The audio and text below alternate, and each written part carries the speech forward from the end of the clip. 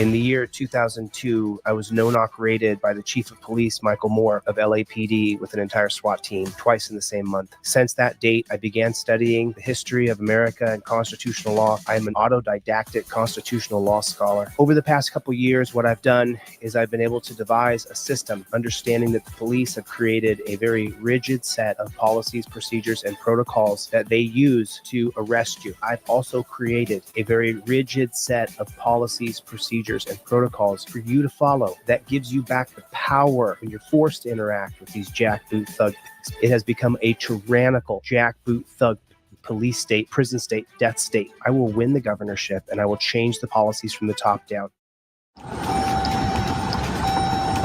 Hi, I'm Corporal Wayne with the Talking County Sheriff's Office. The reason I pulled you over is you don't have any taillights on. So cops got me pulled over. First thing I'm going to do when I start recording is I'm going to put this hand right here. You see that? You see how that works? This hand is now up in the air. My camera is going to bright up the sky. So if it's nighttime, then the coppers can see that the camera is in my hand. You can see that my hand is here. The other hand goes up into the window. I'm in touchdown position right here. My hands look like they're a goalpost. This hand is actually, I took my little miniature armrest right here. I put it up right here. Bam. This is how I use my trifold. If anything happens to me, I'm all set right here. Okay, now that I got this like this, my camera's rolling. Most important thing. Second thing, my elbow goes in the windowsill right there. Do you see that? My elbow goes in the windowsill right there. There it is, right there. Now, with this hand up in the air and this hand up in the windowsill right here, I'm all set. I'm all set. The most I'm going to do is take the same hand right here, reach down and slightly roll my window down just a scooch. I'm all set up. I'm in touchdown position. This hand is rolling camera. This hand is up here so that I can reach up and grab my trifold and my proof of identification and my license. Everything is up in my visor. When that copper comes up to my window and he says, "Do you know why I pulled you over? Do you know how fast you were going? How come you didn't pull over right away?" If he says, "Hey, can I get your license, registration, and proof of insurance?" Great, because this hand is not going to have a camera in it. The one that I got my hand in now, my camera's in this hand over here. I'm in touchdown position, just like a goalpost. Now, from right here, I'm going to reach over and I'm going to, with the same hand that this phone's in, I'm going to reach over and grab my license, registration, and proof of insurance that is in my trifold right here. It's inside my trifold. Here's my license, registration, and proof of insurance right there. I got everything right there. See how that works? I'm just going to slide that bad chicken out. There's everything I have to provide by law right there. License, registration, proof of insurance. I have everything right next to my trifold.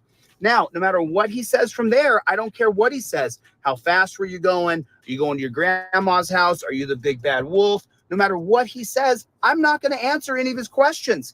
I take my license, registration, proof of insurance that will be in my left hand, and I give it to him. You got it on video? Not your actual. No, that's not that, but that's got my DL number right on the top.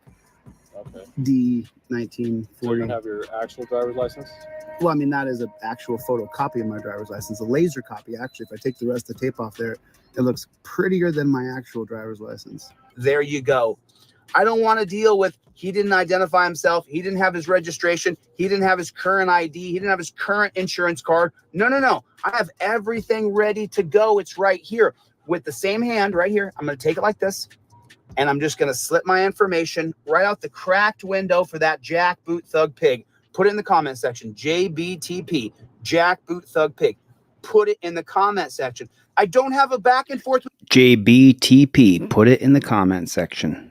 With the pig, I don't do that. I do not have a back and forth with that pig. Where are you going? Where are you heading? All that? No. I'm not going to answer any questions. I'm not even going to entertain it. Not going to nod, nothing. I'm going to give him my license, registration, proof of insurance. I'm just going to slip it right there. That's how it's going to work. Here's my license, my registration, and my proof of insurance. Here's the insurance. Here's the rental car agreement. And my driver's license is right here. If you're poor and white or black or brown, don't reach around because you could die. It's a real thing. It's a reality here. So now I'm not going to get myself killed because I didn't follow a very rigid set of policies, procedures, and protocols. I'm recording everything with my phone from over here. Everything's being recorded. You see that?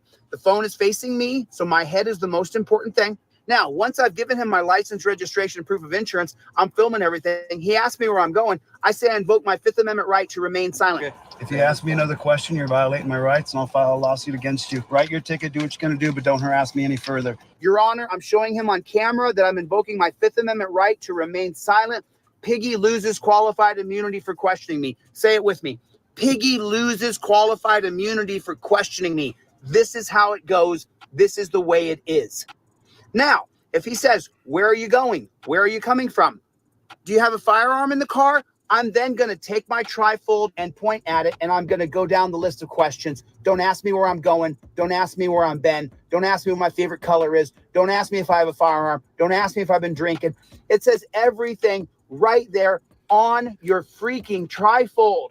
You don't have to answer any questions. He says, where are you coming from? And I say, Not a single word. Your Honor, I have shown the pig at the window that I clearly have identified that I've invoked my Fifth Amendment, and he already asked me where I'm going. He's violated my Fifth Amendment right. I'm showing him on video. It's on the literature. Your Honor, this is for my federal civil rights lawsuit. If I was you, pig, I would just go write your ticket. That's what I would do if I was you, pig. Get the hell out of my face. There's everything you need. Go on. That's what I would.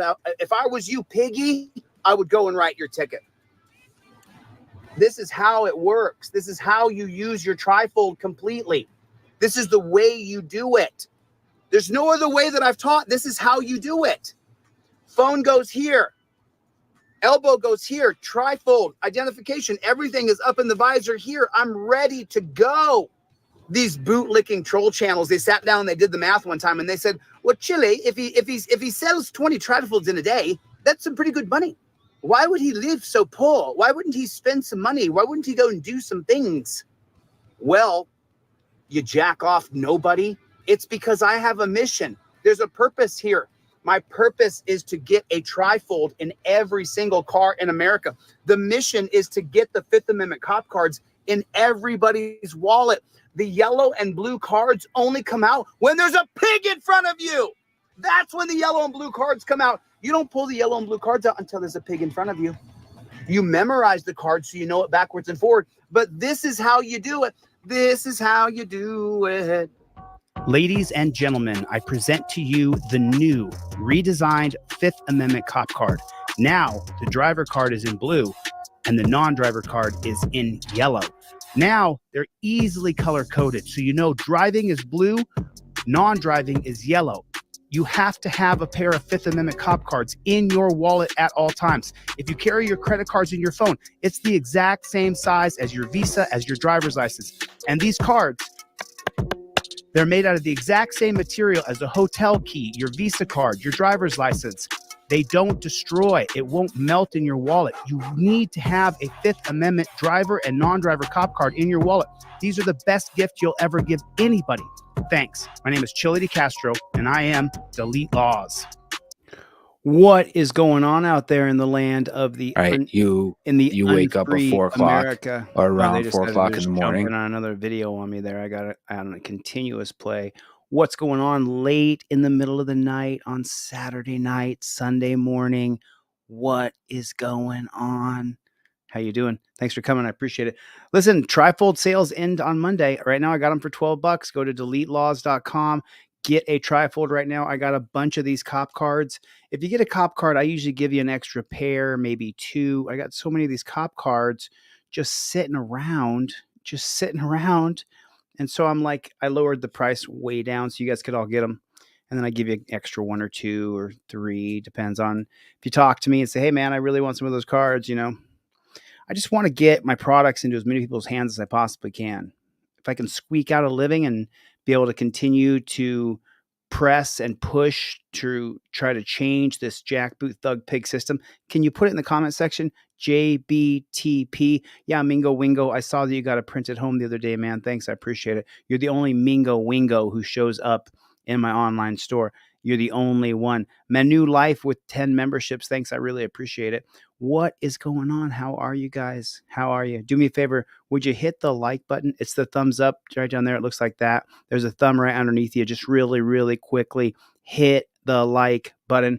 Remember, big trifold sales. Go to deletelaws.com right now. Deletelaws.com. Get a trifold. They're only $12 or 2 for $22. They're going to go up by $3 on Monday. Chevy, what's up, Playboy? I would be screaming Chevy, but the only thing is that there's people asleep around me, so I gotta kind of be quiet a little bit. What's going on, Claudette? How is everybody? Let's get ready for the first video. I know I'm coming in late at night right now because I'm so busy getting the new studio set up for Constitutional Law Scholar. I can show you guys. I can show you. You guys want to see it? Do you want to see it? I can't put it out there too much, but I mean, you know what I'm saying. I got to be careful. But I can show you a little bit. I think I got something that I sent off earlier. So let me turn the volume all the way down here. Yeah, boom. Look at that bad chicken. Setting that bad chicken up, getting a great big, oh, what's up with the Playboy? Look at that. Oh man, I cannot wait. I cannot wait for you guys to see this new studio that I am setting up right now to teach Constitutional Law Scholar. I am so excited about it. Who's in the chat? KT is here. Chevy, what's up, Playboy? Danelle Brown, how you doing, Danelle? Thanks for coming. Bree, good to see you guys. Thank you. I know I'm going really late at night right now. Pretty soon, I'm going to be putting all my content on Patreon because YouTube is doing what they're doing. All right, let's jump into this video real quick, and I'll tell you what's going on here. This is a Terry stop. This is a Terry stop. We all heard that before. Hibbing, Minnesota. 10:30 a.m. Friday, July 20th, 10:30 a.m. Hibbing, Minnesota.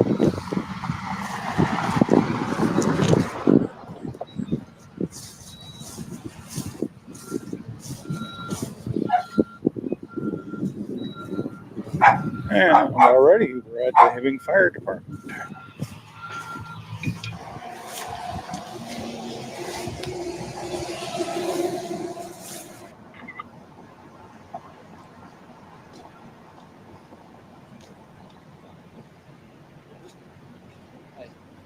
We're gonna sneak in there real quick. Yeah, no, I take them where I can get them.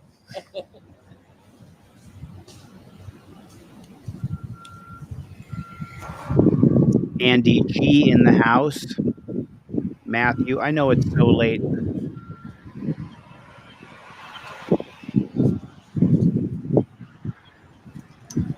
What's the matter? You is here. Taking pictures? For possible publication, working on a story.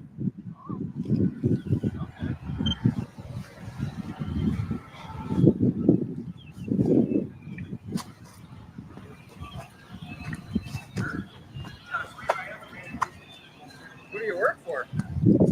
What's that? What do you work for? I'm not going to divulge that. What's that? I won't divulge that. Okay, how come? Because I don't need to. It could spoil the story I'm working on. Did you get permission from the city to? Okay, who are you? Can I get your name? Huh? Can I get your name? My name's Alan. Alan. Nice to meet you, Alan. My name is Ryan. Yep. Do you need to talk to the chief or anything? No, just taking pictures. I just need the pictures, that's all. Okay. Just wondering if you had city permission, that's all. Don't need it. But I appreciate it. Thank you.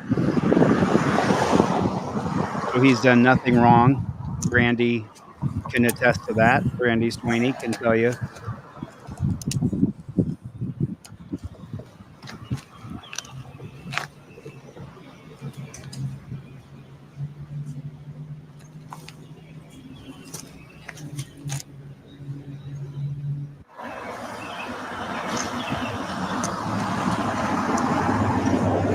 $10:50 a.m. Friday, July 20th, 2018.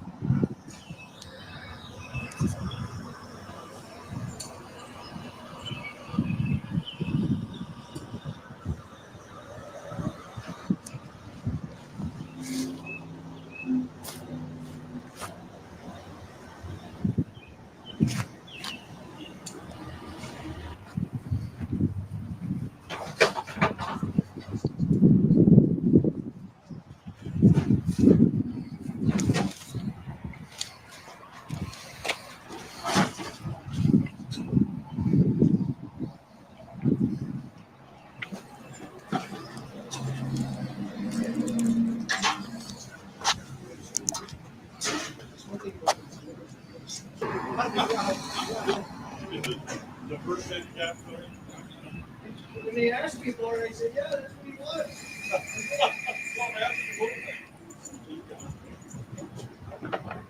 So the auditor has done nothing wrong.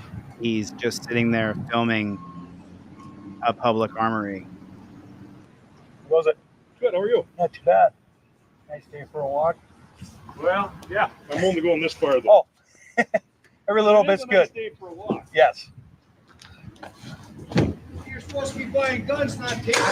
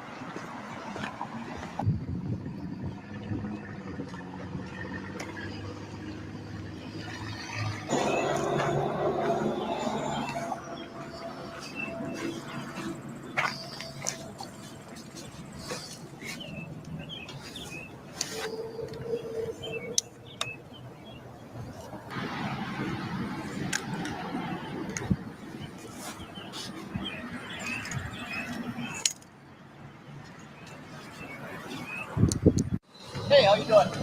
All right, yourself? Good. Hellos for suckers. Don't do it. Don't get looped into being Mr. Friendly. He doesn't want to be your friend. Apparently the armory's all bent out of shape because you're taking pictures or something. Can I get your name? It's Sergeant Everett, Hibbing PD. You have a badge number, Sergeant? HI 108. Thank you very much. What's going on? Exactly what you see. Okay. Yeah. Can I ask, is there a specific reason for your... Well, there's always a reason, but I'm not going to share it. Okay. Yeah. I'm going to be on my way. Have a good day. You're going to stay here for a second. Are you detaining me? Yes. For what reason? Okay, I'm going to stop it right here for one quick second. This is what I'm talking about. If you say any other words, then I invoke my Fifth Amendment right. I invoke my First Amendment right to be press. Then that dirty jackboot thug pig might just be offended by what you say. Now, run it back here real quick, okay? He hasn't got out. He's getting out of his car. So the cop's walking up. All bent out of shape. All right, yourself. How you doing? Excuse me? How am I doing? What's the point in this interaction? Why are you saying hello to a cop? His goal is to arrest you. His goal is to put you in torture cuffs and take you to a dungeon. You pull out your Fifth Amendment cop card and you read it. You start with number 1. Cop sighted, you start filming, and as the cop walks up, he's filming, he has his camera in his hand, and he says, I invoke my First Amendment right to be press. That's why I created the card, so you would have a step-by-step tutorial so that you wouldn't go to jail. Because if you start off being, oh, hello, how you doing? He says, oh, what are you doing? Oh, I'm going to keep that to myself. You're being evasive. You're being combative. I've been in the game for a long time. I've been doing this for a long, long time. Just got out of jail. I understand this game inside and out. You want to immediately invoke your First Amendment right that comes right on your Fifth Amendment cop card. I invoke my First Amendment right to be the press. It's just like your driver's license. Doesn't melt, doesn't bend. This is the non-driver card. This is the driver card. If you don't have the cards, I'll email it to you for free. And then you memorize the card and you start off with number 1. Cop walks up. Let me just play it and I'll show you exactly how I'd run it. So, Hey, how you doing? I invoke my First Amendment right to be press, officer. all right, yourself? Good. Apparently the armory's all bent out of shape because you're... I invoke my Fifth Amendment right to remain silent. That's how you do it. That's how you do it. That's the way that you do it. I mean, I just, it's so frustrating to watch people talk to cops. Taking pictures or something. Can I get your name? It's Sergeant Everett, Hibbing PD. You have a badge number, Sergeant? HI 108. Thank you very much. What's going on? Exactly what you see. Okay. Yep. Can I ask, is there a specific reason for your... Well, there's always a reason, but I'm not going to share it. Okay. See, but you started off saying, hey, how you doing? Oh, doing pretty good. How you doing? Why are you being friendly? So that later you could say, oh, I'm going to keep it to myself right now. And now this dirty jackboot thug pig is offended. Put it in the comment section. JBTP. Is this dirty jackboot thug pig offended? Yes or no? If he's offended, put JBTP, jackboot thug pig. Put it in a comment section. Thanks for the super chat, Tex. Tex, you got a pair of cop cards, Tex? You got to have a pair of cop cards. If you can't afford them, I'll give them to you for free, Tex. You already put in $5. I'll ship them to you for free. If you want to buy them on my website, great. I don't care. You have to have the cop cards in your freaking wallet because then you won't make a mistake. Hey, how you doing? Pretty good. What are you doing? I'm not going to tell you. Okay. Yeah. I'm going to be on my way. Have a good day. You're going to stay here for a second. Are you detaining me? Yes. For what reason? H5 St. Louis.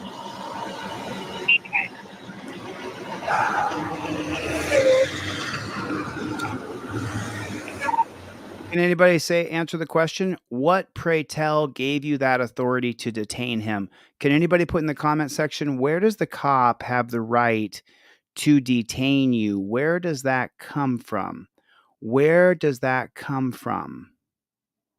Where does that come from? The idea that what's up, Prince? He does not love cops. He's being a smart ass. He's probably a little buzzed. I know Prince. He does not love cops. Ed, good to see you. How you doing? Where does that come from? Terry versus Ohio. Real talk got it. What, pray tell, gives you the authority to detain me? Well, Terry versus Ohio does. H5 St. Louis.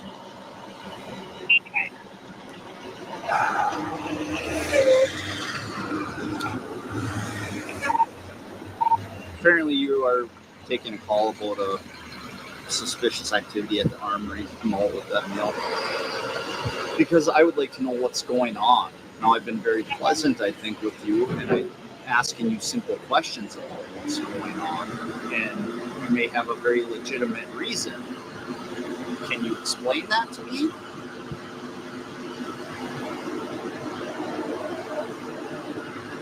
Or you don't care to explain that? Okay. Can I see your identification, please? Have I broken the law? I don't know, but people take things very seriously when it comes to public safety and military safety. And if you've been walking around the property photographing things, I don't think it's unreasonable for me to ask and find out what's going on. Now, you asked me a few questions when I got here for my name and badge number, and I was more than willing to provide that with you. Which I believe you're required to do. Yep. I'm not. Well, if we have reason to believe you may be involved in criminal activity, you need a reasonable, articulable suspicion that I have, am, or I'm about to commit a crime to be able to detain So me. what are you up So to? what am I being detained for? For identification purposes. In order to ID me, I had to have broken a law. H5 St. Louis. Can I get another squad, please? We have reason to believe you may be involved in criminal activity. You need a reasonable, articulable suspicion that I have, am, or I'm about to commit a crime to be able to detain me. So what are you up So to? what am I being detained for? Okay, so let's take a break just real quick here and let's examine exactly what we're looking at. When the auditor walked up, he was guy friendly. Hey, how you doing? Doing good. Then he said, well, what are you doing here? Well, I'm going to keep that to myself. So now the cop feels like he's being evasive. That's why you only say what is on the cop cards or what's on your trifold. Or if you don't have either one of them, you only invoke your First Amendment right, or you only invoke your Fifth Amendment right, or you do the two of them together. But those are the only words that you say, because this copper right here, this dirty pig right here, he's a dirty pig. Put it in the comment section, dirty pig. He's a dirty pig. This cop right here is now making things up. And so Bishop Paul right down here said, isn't Terry versus Ohio? We got reasonable articulable suspicion as a response to detainment. So what are the 4 things that Terry versus Ohio does that never happened in America before that? Number 1, it creates officer safety over your rights. Number 2, it creates that term right there, reasonable articulable suspicion, not part of your 4th Amendment, created by the Supreme Court, people we never elected. Number 3, it allows cops to run up and grab you, to pat you down, to make sure you don't have any weapons. Number 4, it allows them to detain you. So they all work together, Bishop. All 4 of the parts of Terry work together. Number 1, officer safety. Well, if I say I'm scared, well, then I'm reasonably suspicious you have a weapon. The way this auditor did this interaction with this cop is so completely wrong. It's completely wrong. It's not what you do. It's not what you say. It's not how you come off. It's all wrong. What do you think is going to happen to the auditor? What do you think is going to happen to this guy? I'm just curious. What do you guys think? What do you think is going to happen to this man? What do you think is going to happen to him? And you can tell I'm getting frustrated because I repeat myself a couple times in a row. I repeat myself.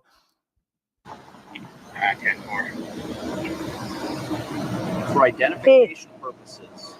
In order to ID me, I had to have broken a law. H5 seems.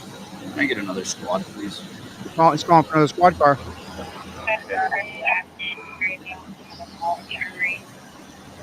You start a suspicious activity on 23rd Street, Brooklyn Drive.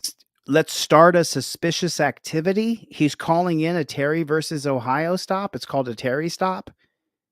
I call with 1 male, verbally non-compliant. Okay, so here's the thing.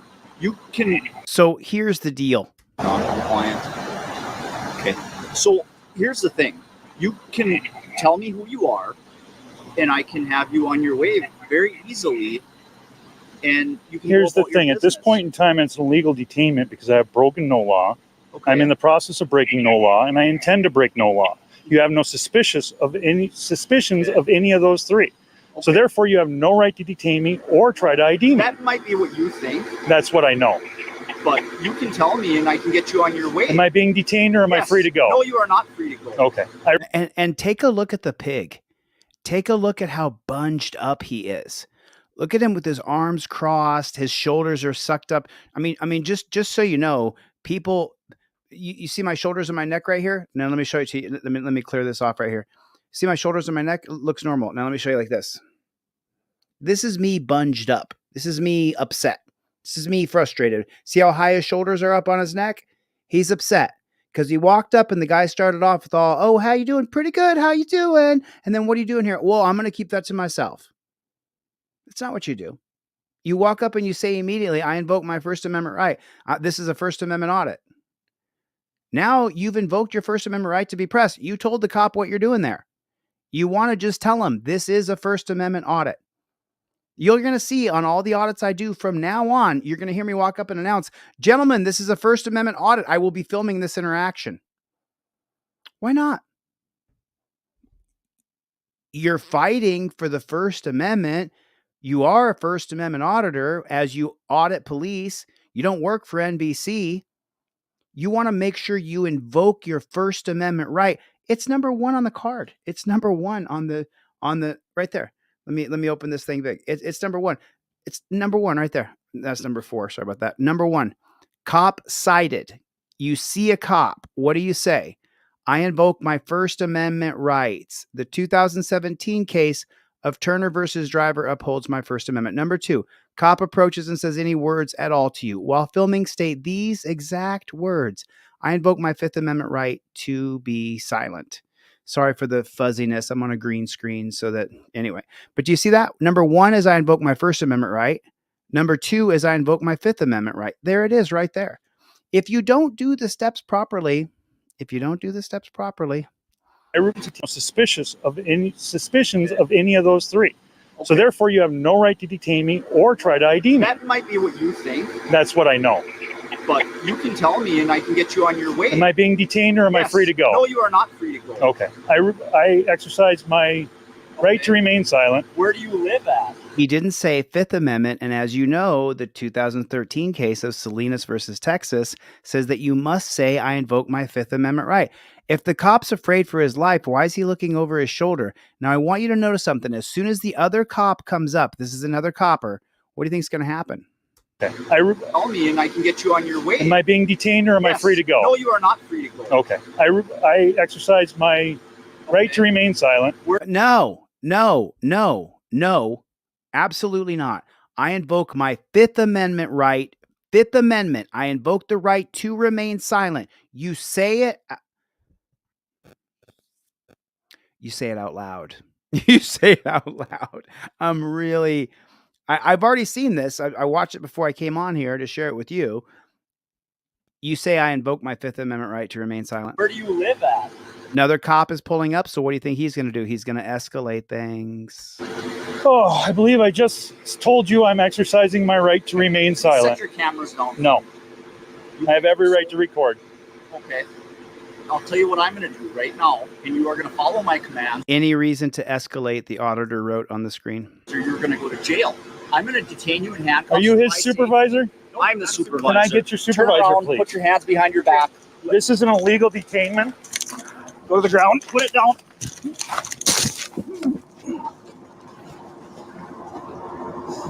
So frustrating. Why? I'm not resisting. Yes, you are. I am not at all. Nothing is tense. I'm completely loose. You got his arm behind his back? Yep. I'm coming back.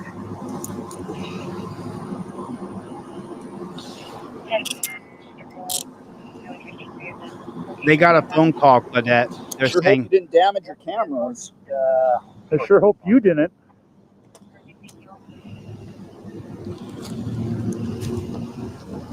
It's an illegal search. I do not consent to any searches or seizures of my person or property. Arrest, so Arrest for what? Based on the U.S. Constitution, we have the right to search you under search incident to arrest. What are you? No. I'm so sorry. I am so sorry. That is completely false. What the cop just said, just so you know, this is pretty much what I do with my time as I study the law, the rule of law, the Constitution, the Bill of Rights, Supreme Court cases that come out. I read SCOTUS blog every day. I do not consent to any searches Listen to the lie the cop says here. or seizures of my person Well, you're or under property. arrest, so Arrest for what? Under arrest for what? Now listen carefully. based on the U.S. Constitution, we have the Based on the U.S. Constitution? Okay. I know the Constitution pretty well. Let's see. right to search you under search incident to arrest. That is not in the U.S. Constitution. You do not have search incident to arrest in the U.S. Constitution. That was created by the unelected Supreme Court. It was never legislated. It was a policy created by the Supreme Court. The cop's lying. You arresting me for? Obstructing. Obstructing what? Legal process. What legal process? Information on a railroad arm sponsorship.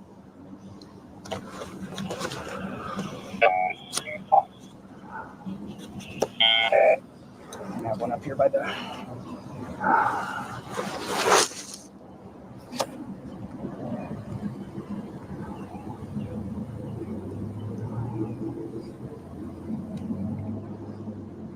Let me know if I can help, Mikey. You're with. You shut that off. Shut that off, they said. Not touch my stuff. There's two videos here. Well, now you're going to jail. For So what? For what? obstructing. Obstructing what? Obstructing what?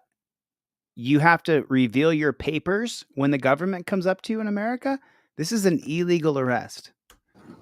I broke no laws. You were investigating nothing. It's suspicious activity And when you're what is that, a photographing. misdemeanor or a felony? Suspicious activity, a misdemeanor or a felony? Where does the term suspicious activity or reasonable articulable suspicion come from? It comes from Terry versus Ohio. This was created in 1968 so the government could run up and grab Black Panthers on the streets because Black Panthers were fighting for blacks to vote. And truthfully, many state, local, and even part of the federal government didn't want black people to vote. And so they created Terry versus Ohio. They came out with the final holding after Robert Kennedy was assassinated on June 6th, 1968. And then on June 10th, 1968, they passed Terry versus Ohio that in the name of officer safety, cops need to be able to run up and grab you. right after Robert Kennedy was assassinated. Now his son, Robert Kennedy Jr., is running for, well, he's running for a position in Trump's cabinet.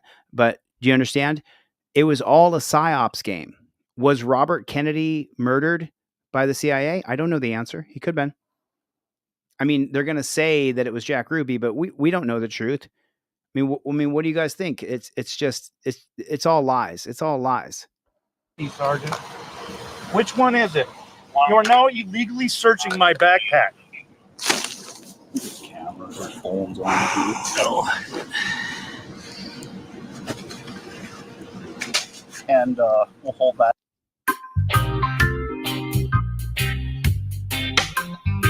So this was his first video. Now, if I go back to his videos and I go to popular, and then I come down here and you can see, let me open this bad chicken big so you guys can see what I'm looking at.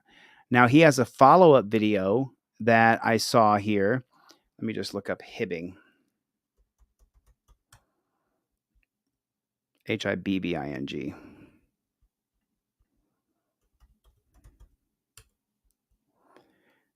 So now this was arrested again. Hibbing, Minnesota police attacked, unlawfully arrested me, and kept my camera.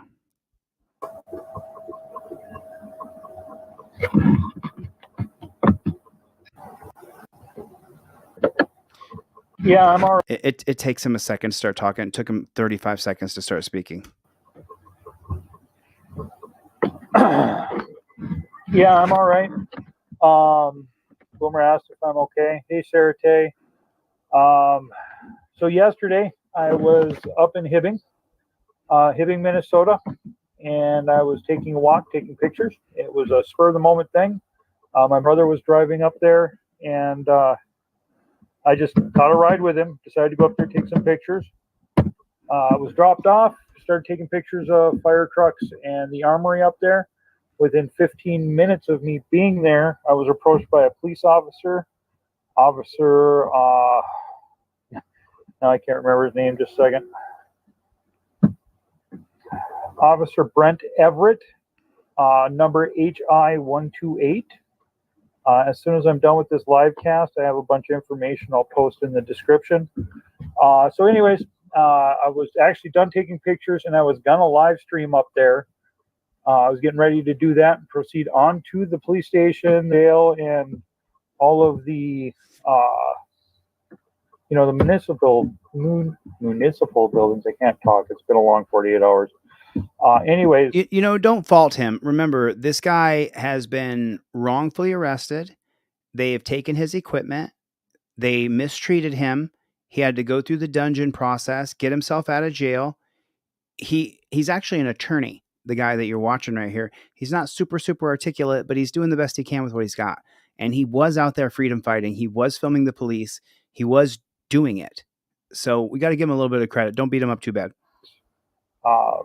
Sergeant Everett approached me, asked me for my ID. I told him no. He told me to put my cameras down. I told him no. He called for backup, citing some sort of verbal non-compliance or something like that. And then as soon as his backup got there, they put hands on me, forced me to the ground, cuffed me, picked me up and put me in the squad. Okay, so when can a cop put his hands on you? Team DLZ, can someone answer the question? When can a cop put his hands on you? When does the cop have the legal right to run up and put his dirty little pig paws on you? When is that? Does anybody know? Yeah, from what I've gathered so far, this guy's supposed to be an attorney. So Claudette, be a little more specific. You're close. There it is. Beef Supreme, got it. A cop can see you, say that he's suspicious of you. His suspicion of you makes him fear for his safety.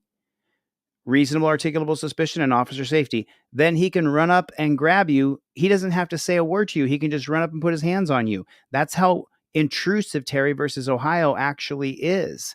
And this is not the video I wanted to see. He stumbles through this so badly.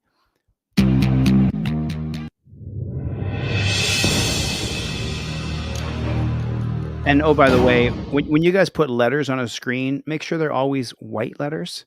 You could use a black outline and then put a drop shadow on it. Never use colored letters unless you're doing something funky.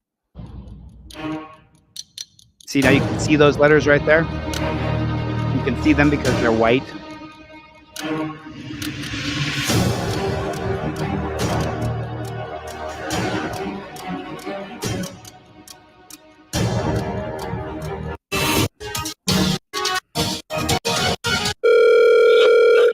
This is where he calls the Hibbing Police Department to try to get his phone and his equipment back because this is 6 or 7 years ago, this video.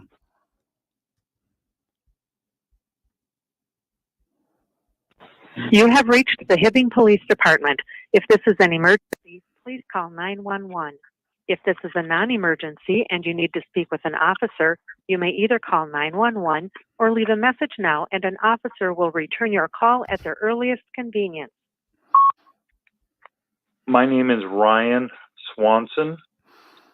On Friday, July 20th, your Sergeant Bennett confiscated my phone and my camera.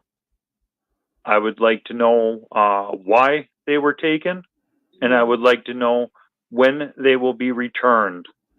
Please call me back. My number is 218. You see, you use white letters. Hibbing Police. Yes. Hi, my name is Ryan Swanson. Who am I speaking to, please?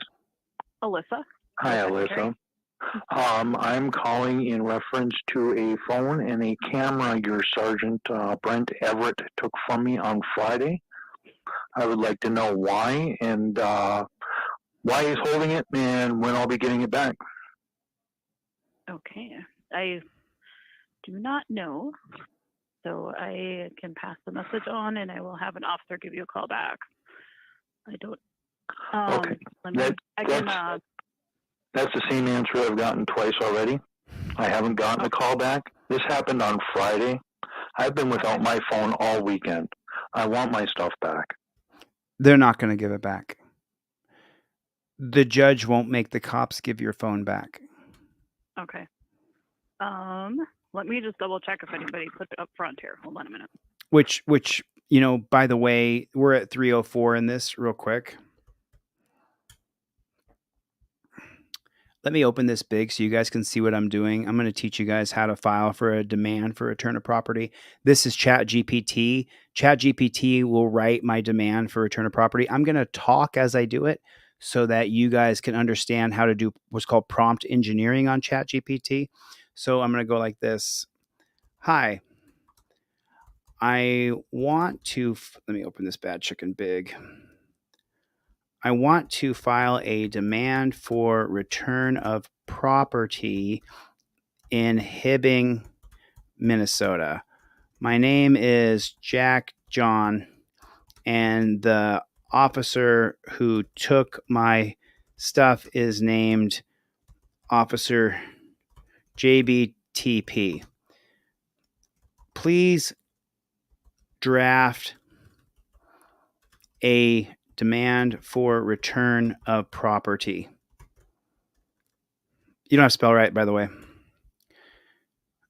So there that is. There it is right there. Do you see what I just did? Do you see that? Do you see that?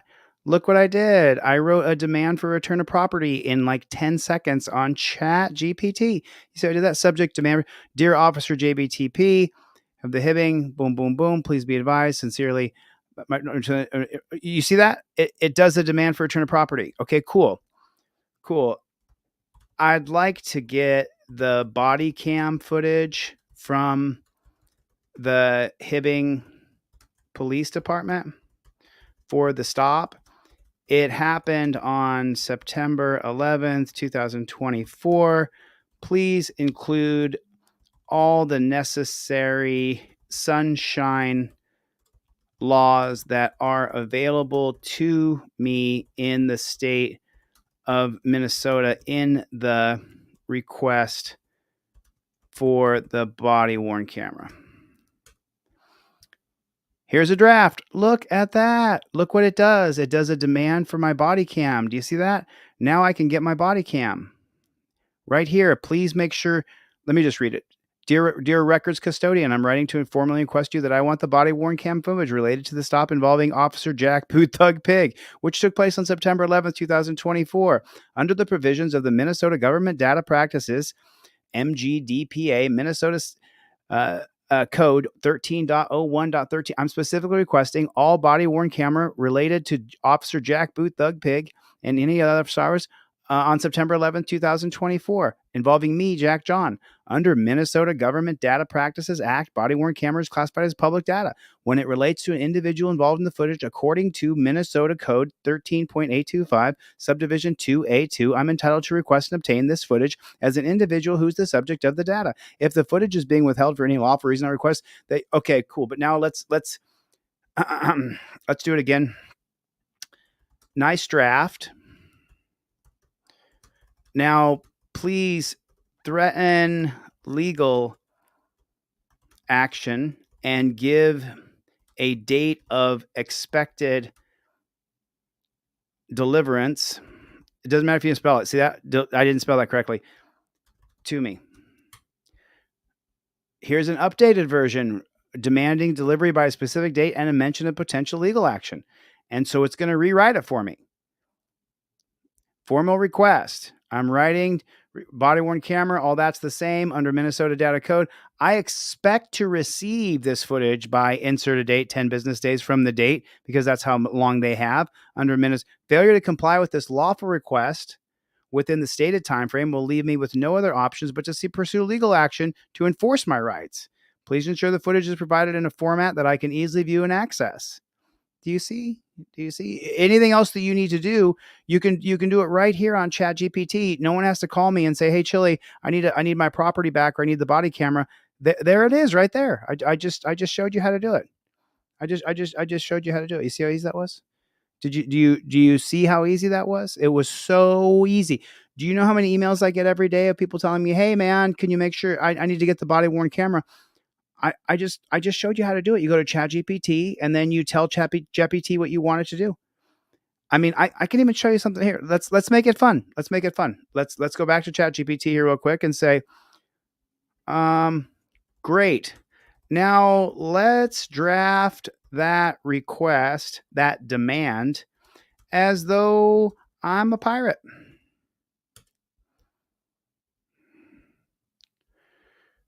Hibbing Police Department. Oi, you lander bubber of the Hibbing Police. I be writing you today to demand under the mighty flags of the Minnesota Government Data Practices, Minnesota, the immediate return. Oh, the body-worn camera. Every second, the footage recorded. You see, according to the code of the sea. As you can see, the body-worn camera is me. I expect to have the footage delivered to me by the insert the deadline. Make sure the footage is provided in a format I can view. Ye best not make me come after ye. Consider this ye last chance before I take matters into my own hands. With the fury of the law at me back. Do you see how that is? Now let's make it a little bit more. Now let me draft it again. I'm going to read out loud what I'm going to draft here. And I'm going to say, I don't need you here. And I'm going to open this bad chicken a little bigger so you guys can see it. Try to scroll up. Now let's make a draft of that demand as though I am a high-powered Ivy League lawyer from Harvard. And please do use big words to mess up the cops. Here's a sophisticated version. I'm writing you in the capacity as legal counsel for myself as Jack John in connection with the events transpired. As you undoubtedly aware, the Minnesota government, blah, blah, blah, blah, blah. Okay. No. Bigger words. Still. More complex words that cops would have to look up. Okay. Understood. So here's another one. Now it's going to go. I'm not even going to try. Peremptory demand for expedited production of body-worn camera. Please consider the correspondence of a formal, unequivocal demand for prompt and complete disclosure of all audiovisual records, specifically those procured. Do you see? So you can write your demand for return of property or for the body worn camera in whichever tone that you want to write it in. You see? Are you guys getting this? So this is all on, which, by the way, there is a guy in Arizona named Zane Kane who I showed how to use ChatGPT. He wrote his entire federal civil rights lawsuit using ChatGPT. The judge who saw his federal complaint said, "This is the most complete federal complaint I've gotten this month." So that's what he told him. So I just wanted you guys to be aware of how that bad chicken works. Confiscated my phone and my camera. I would like to know why they were taken, and I would like to know when they will be returned. Please call me back. My number is 218. I'm calling in reference to a phone and a camera your Sergeant Brent Everett took from me on Friday. I would like to know why and why he's holding it and when I'll be getting it back. Okay. I do not know, so I can pass the message on, and I will have an officer give you a call back. I don't. Agree. I can. That's the same answer I've gotten twice already. I haven't gotten a call back. This happened on Friday. I've been without my phone all weekend. I want my stuff back. Of course he does, but they're going to hold it because they're going to. So the difference between, so a cop can take your things and say that they are contraband. So what does contraband mean? Contraband means that if you're confiscating my phone, then you're saying that it's contraband because it was used in the commission of a crime. So because he was filming them and that was his purpose there, he never said he invoked his First Amendment right to be press. He should have. And then the phone that he was using is now considered the object of the offense. If it was chemicals like Mary Jane or methylene, you know who that guy is. If it was one of those things, then they would seize it and say that it's contraband because it's the chemical or it's Mary Jane. In this particular case, they're saying that the contraband is his phone. And so they're not giving his phone back, which is a great big problem because his phone is not contraband. But he didn't invoke his First Amendment right and state that he was a member of the press, and he invoked his First Amendment right to be press. Okay. Let me just double check if anybody put it up front here. Hold on a minute. It was methany. Lively report. Okay, I'm going to transfer you to one of our investigators who's in his office right now. Okay. Hi, buddy. Hi, buddy. Good to see you. Missed you, man. I was in jail for a while.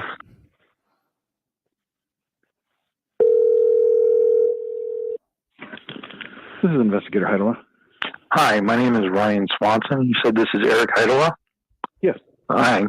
See, and I'll just say it one more time and then I'll stop ragging on it. If you make videos and you put text on the video, whether that be numbers or letters, the text should be in white. Because you with the black outline or drop shadow, that's fine, but make sure it's white. I'm calling in reference to an incident that happened on Friday where your Sergeant Brent Everett, I'm not going to go into it. Anyways, he arrested me. He took my phone. He took my camera. I would like them back. I would like to know why they were taken. I know a little bit about that case. My understanding is there's evidence at this point. So what happens with that is it remains in our evidence lockup until you go to court on this incident, or whether you whatever you choose to. So they're claiming his phone is contraband, that it's evidence. Plead guilty or fight it. Hey, listen to the pig. He can't help but say, if you plead guilty. On this incident, or whether you whatever you choose to plead guilty or fight it, then 90 days after that date of determination, the property will be returned to you. Okay, first of all, that's my equipment. I am a journalist. Now you say it.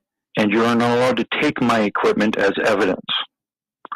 Second of all, what is it supposed to be evidence of?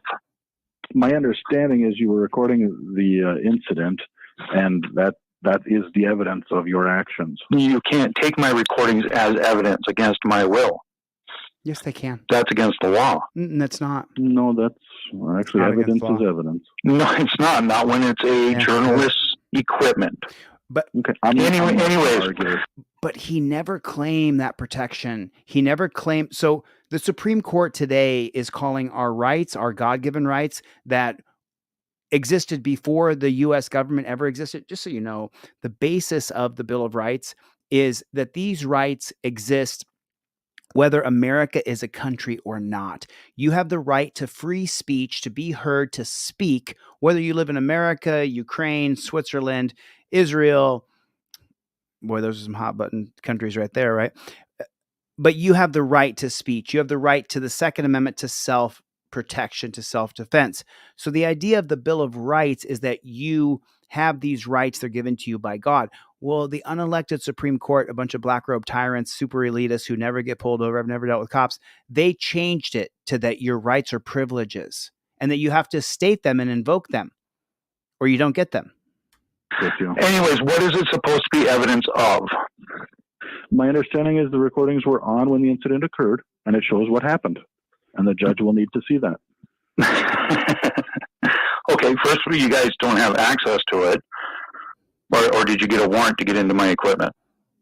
I'm not sure what they're working on that. Like I said, I know a little bit about this, but I don't know everything about it. Cope dog it dog. All right, I'll just have my lawyer take care of it. Okay, sounds good. Thank you. Your lawyer does not have to take care of it. You can get a demand for return of property done yourself. You can get the body-worn camera yourself. Hello? Now this is the chief right here.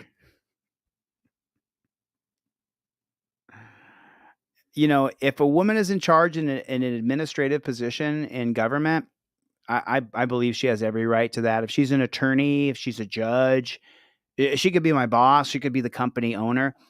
But putting a woman in charge of a man in a physical space where she's supposed to physically manhandle him and be able to control him, I think is ridiculous. This is Brian Swanson. This is? Chief Cooper calling you back. I forwarded your voicemail to Investigator Dolanich and he'll know when you return those items. Your what? I forwarded your voicemail to Investigator Dolanich and he will get back to you and let you know when he'll return those items. They are being returned. I would guess so, yes. I just spoke to an investigator and he told me they were being held for evidence of something. Which investigator did you speak with? 1 second, I can tell you.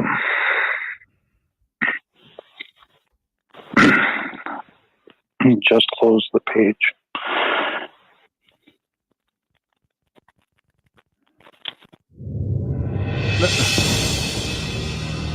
I will read it for you because he made the font blue, which is really hard to read if it's small at all. And what it says with the person who he said, Mrs. Hooper kept me on hold for about 3 minutes, then came back and said they were being held for evidence and they were getting a warrant for my phone and camera. I will get my equipment back 90 days after the investigation. So then he's got to get a court.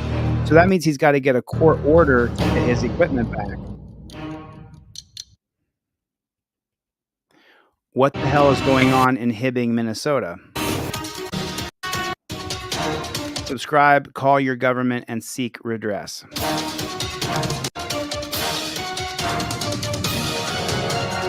Which I saw several of his videos today, and he actually the judge tells him that the judge dismisses the case. Let me give you guys the final update on this bad chicken. So the judge dismisses the case and then tells the auditor that the police are going to keep his equipment for 90 days in case they decide to appeal. You can't make this shit up. You cannot make this shit up. You can't make it up. It is just unbelievable. Protect. My right is to protect me. If you want to protect me, if you want to protect me, don't touch him. Don't touch him. Don't touch him. Don't touch him. Don't touch him. Don't touch him. He's not resisting. He's not resisting. He's not resisting.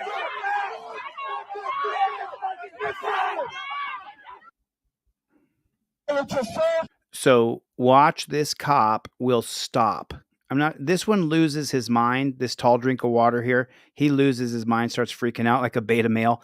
I'm not sure if this one stops or this, but they stop and make sure that he runs into them. Protect. We alone is to protect you. If you want to protect me, if you want to. Did you see that? Watch it again. Watch it again. If you want to protect me, don't touch him. Don't touch him. Don't touch him. Don't touch him. Don't touch him. Don't touch him. He's not resisting. And then the cops attack him. If you want to protect me, He stepped in his way, blocked him, and stopped. don't touch him. Don't touch him. Don't touch him. Don't touch him. Don't touch him. Don't touch him. He's not resisting. He's not resisting. He's not resisting.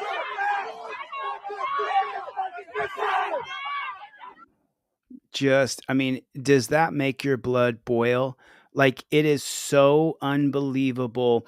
And for this cop, for this cop to do that, for you to get justice now, you have to go through such a long process to get justice for this cop truly being a pig. Really. I mean, you don't want me to call them pigs. You don't want me to call them pigs. Lively is here. Good to see you, man. Good to see you, Lively Reports. Thanks for coming by, man. I haven't seen you since I've been out of jail. It's good to see you. So what we just witnessed is a cop entrap somebody who was protesting in America. You have the right to protest. The cops are supposed to be there to uphold and ensure our rights to protest. Instead, this cop, put it in the comment for me. Jackboot Thug Pig, JBTP, put it in the comment for me. This Jackboot Thug Pig stepped in this man's way and the other cops jumped him. They absolutely jumped him. Step block. Don't touch him. Don't touch him. Don't touch him. Don't touch him. Don't touch him. Don't touch him. He's not resisting. He's Cop, not look at this guy losing his. He's not resisting. Look at this guy. He tries to kick him. This bald cop, you can tell he doesn't have any hair. He tries to kick him, kicks the other cop instead. Now watch him. He's losing his mind. That cop is losing his mind. Look at him. Look at him. What? Truly a beta male. Like, if you want to see an actual beta male, you just saw one right there. Only a beta male, someone who is inferior, that needs someone else to tell them what to do, that has to be told what to do, that wouldn't know what to do if he woke up and didn't have someone giving him orders, would sign up to be a Jackboot Thug Pig. Otherwise, why would they do it? I mean, why would you do it? Why would you sign up to be a pig? Doesn't make any sense to me at all. Live at 5, an Atlanta police investigator shot and killed off duty this morning in a quiet Douglas County neighborhood. Atlanta News First Chelsea Bimeford is live at 5 from the crime scene in Winston, just off Orkney Way. So, Chelsea, I know you've been out there for about an hour. So what are you learning at the scene? Well, the Douglas County Sheriff's Office says this morning a man attempted to break into the front door of this house back here and was shot and killed by the homeowner. Atlanta police confirmed the person who died is one of their detectives, Aubrey Horton. He was off duty. APD says he joined the force in 2015 and was most recently assigned to their fugitive unit. The Douglas County Sheriff's Office, who's leading the investigation, says the suspect was caught on video and appeared to be having a mental health episode or may have been under the influence of narcotics while breaking into the home. They added that he lives in this same neighborhood about a half a mile away from where this shooting happened. Right now, no one is facing any charges that we are aware of. The Douglas County Sheriff's Office says the homeowner here was acting in self-defense when they fired those shots, but they say this is still a very open and ongoing investigation. Reporting live in Douglas County, Chelsea Bime for Atlanta News First. So you guys understand. Was caught on video. You guys understand, right? Let me explain it to you. This cop right here broke in to that house right there. You can't make this shit up.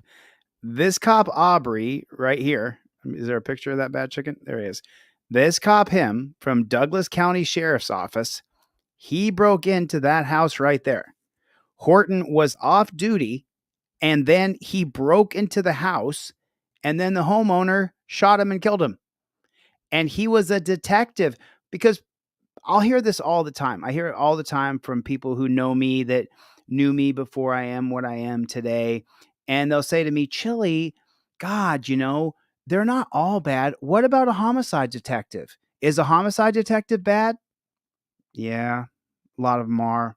A lot of them are bad. If you sign up to this Jackboot Thug Pig organization, you'll do Jackboot Thug Pig things.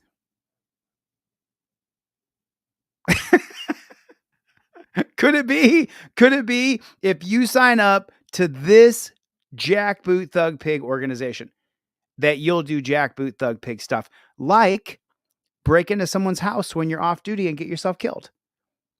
It's not too hard to understand, is it? You're not allowed to break into people's houses. We have the Second Amendment in America. We have the Castle Doctrine. You cannot go into someone's house and not expect to be shot. It is just Danelle Brown wrote, imagine that, a pig having a mental health episode or on narcotics instead of them saying he was criminal.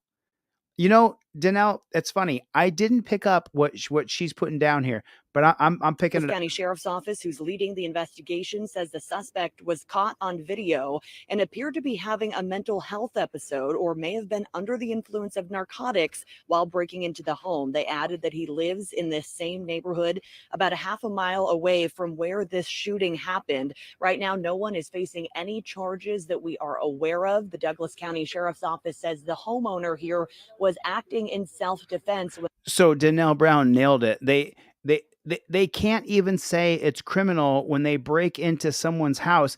And are they going to try the Dallas, Texas thing? What was that woman's name who walked into Gene Botham's house and shot him while he was eating a bowl of ice cream? Amber Geiger. And then she went to prison for like a minute. I was in jail for obstruction for 4 months. My conviction was overturned. I'm suing those dirty pigs for doing that to me. But this guy, the Amber Geiger, was put in jail for, I think it was 11 months, something like that, 2 years, not even. And Danelle's right on course again. Nice to see you, Princess Buttercup. I saw you in here. He had a mental episode because his name is Aubrey. Gosh. Oh, goodness gracious. So this is a good one. This one right here is probably my favorite video that I'm going to share with you guys tonight. I won't keep you guys on here all night. I'm going to get out of here in like 15 minutes. So if you can stick with me through the next 15 minutes, remember, trifolds go up in price on Monday. Go to deletelaws.com, get a trifold, invoke your Fifth Amendment right. Cop cards go up in price on Monday. I lowered them down super low. It hasn't been financially successful for me, but that's okay. That's all right. That's all right. You live and learn. You go through it. You go ups and downs, highs and lows. But watch this. This is a good one.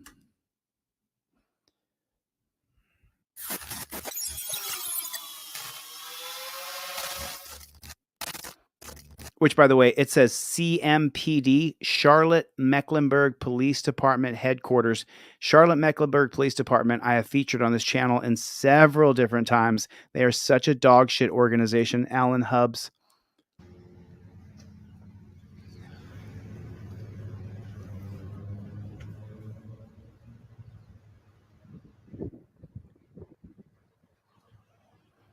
How you doing? Melisa. Can I ask you a question? What would happen if you found me parked right there?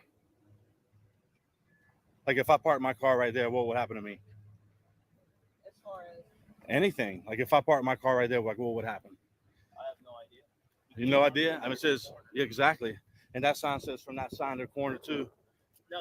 No, No. Look at the sign. Look at the sign. It don't say for officers. The sign's for officers up there. What's your name, badge number? Hey, what's your name, badge number? These are officers in Charlotte. Feel like they can do whatever they want. There it is, Charlotte Mecklenburg.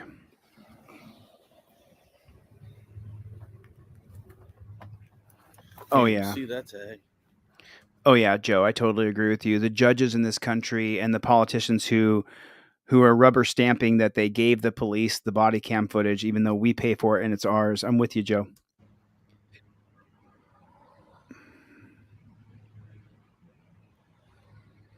Later. What would happen if you found me parked right there? You get a ticket. So how do we give you a ticket? What's your name and badge number? A citizen sees something I'm sure we all have throughout our days when we are in public and officer parked illegally. Officer S-Top 5970. All right, but you're not above the law, brother. Okay, so you're going to get a complaint. Not going to get a ticket, to get a complaint. All right. City allows us to park here. No, not that sign. It says from here to corner. Why you allowed? Trust you? Why? Because you're a cop? So he starts up a conversation. Officer Escove, sensing the more he speaks on camera, the worse the exchange will go, decides to get in his car. Why? Because you're a cop? Hey, you're not above the law, man. You know what I'm saying? See, that's what they do. They ignore you because they know they're wrong. Hey, just remember, you're not above the law. Which, let's be fair, is true. They're not supposed to be above the law, but in reality, because of the systems in place, they are. With lack of oversight and, of course, punishment. Thank you to the YouTube channel Behind the Scenes for their piece. But let's get back to this. Are cops above the law? Noah Feldman brings this perspective. The doctrine of qualified immunity muddles the principle of equal justice under law. I'm going to stop it here, and I'm going to jump in, and I'm going to interrupt it real quick here, okay? It is not qualified immunity. It is not qualified immunity. It is Terry versus Ohio. Terry versus Ohio is the linchpin of the police state, prison state, death state. It is not qualified immunity. It simply is not. It is not. And people who are not constitutional law scholars, who have not spent years reading Supreme Court cases, years researching the Supreme Court itself, it's almost like remember that game Telephone? You whisper something in someone's ear, and then they turn to the person next to them and whisper it, and then they turn to the next person, and they whisper it, and it starts off with, hey, put the dishes in the sink. And then by the time it gets to the person, 6 or 8 people later, then they're saying the dog's blue. It doesn't make any sense. Same thing with saying it's qualified immunity. It is not qualified immunity. Qualified immunity is gone in Connecticut. It's gone in Nevada. It's gone in New Mexico. It's gone in Colorado. And policing has never been worse in Colorado. It's never been worse in New Mexico. I just got out of jail in Nevada where the cops are granted federal qualified immunity. It's in the holding from the federal judge that the cops in my case who wrongfully arrested me, I was imprisoned and acquitted, and then my conviction was overturned on appeal. Those cops get qualified immunity federally. So the state of Nevada abolished qualified immunity. There's still federal qualified immunity. It is not qualified immunity. This is something that some famous people on YouTube, some people who are famous, they started this push with qualified immunity. It's not qualified immunity. It's simply not. It's Terry versus Ohio. And then I think it just frustrates me hearing it. Let's get back to this. Are cops above the law?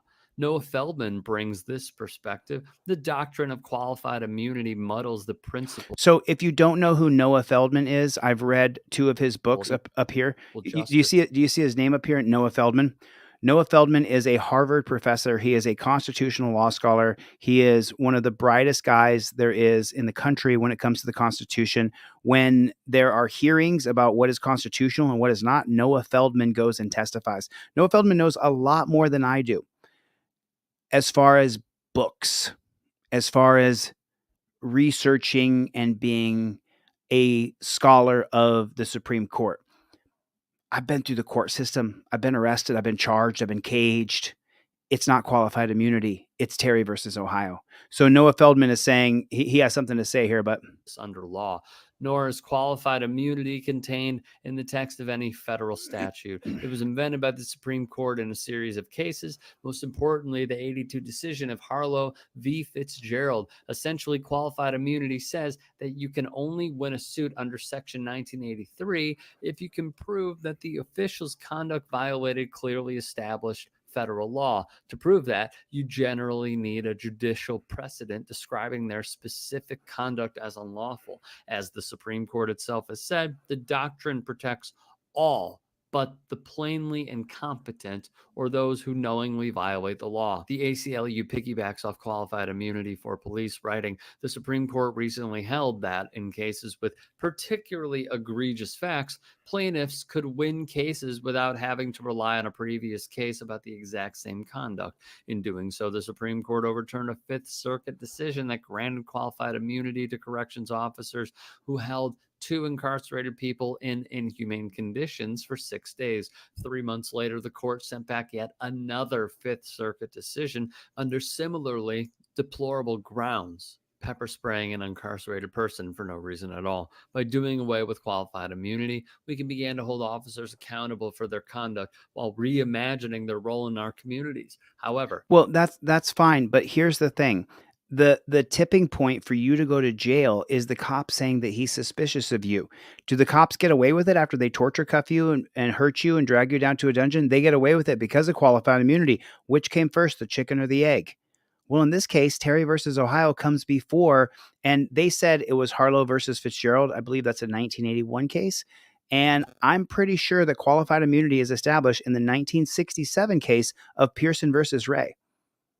Pearson versus Ray is based on the 1963 case where Black freedom riders went to a whites only cafe, to a lunch, a cafeteria, a diner, and then they were arrested and the cops were granted qualified immunity.